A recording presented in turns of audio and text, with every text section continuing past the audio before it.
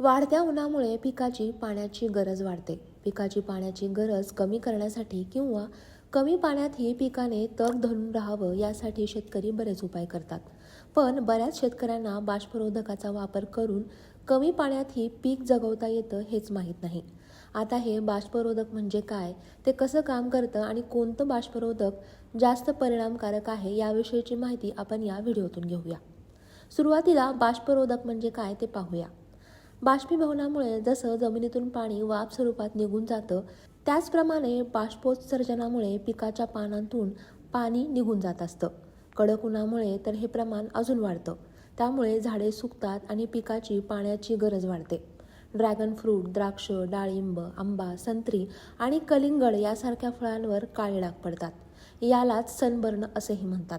याशिवाय पाने करपणं, पिकाची वाढ खुंटणं, अन्नद्रव्यांचा पुरवठा कमी होणं अशी लक्षणेही दिसून येतात.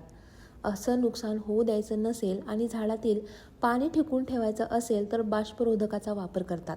आता हे बाष्परोधक कसं काम करतं ते पाहूया. बाष्परोधक हे पावडर स्वरूपात असतं. हे विशिष्ट प्रमाणात पाण्यात मिसळून वापरलं जातं. बाष्परोधकाची जर फवारणी केली तर पानांवर बाष्परोधकाचा पांढरा थर जमा होतो.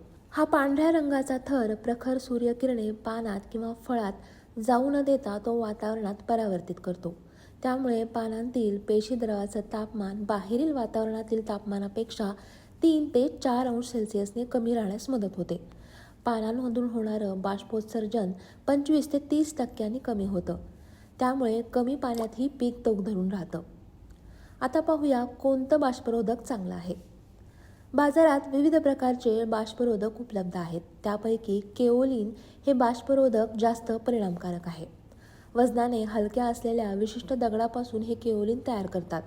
बाजारात उपलब्ध असलेले कच्चे केओलिन हे पिकांना हानिकारक ठरतं, कारण यामध्ये लीड, आर्सेनिक यासारखे विषारी घटक असतात. या केओलिनवर प्रक्रिया करून ते शुद्ध केले जाते. हे केओलिन जनावरांच्या औषधात, पशुखाद्यातही वापरलं जातं. केओलिनचा वापर केल्यानंतर पानांवर एक विशिष्ट प्रकारचा थर तयार होतो. हा थर पानाच्या आतील पेशीभोवती संरक्षक कवच म्हणून कार्य करतो. त्यामुळे अनेक रस शोषक किडी आणि रोगांना प्रतिबंध होतो. त्यामुळे पिकांचं रोग आणि किडींपासून संरक्षण होतं. आता पाहूया या केओलिनचा वापर कसा करायचा. केओलिनचा वापर हा फवारणीद्वारे केला जातो. फवारणीसाठी 5 ते 10 ग्रॅम केओलिन 1 लिटर पाण्यात मिसळून फवारावं.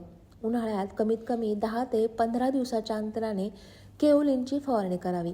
म्हणजे पाणी कमी असेल तर पीक तग धरून राहील. तुमच्याकडे जर पाणी कमी असेल आणि फळबाग असेल तर केओलिनचा वापर करून बघा.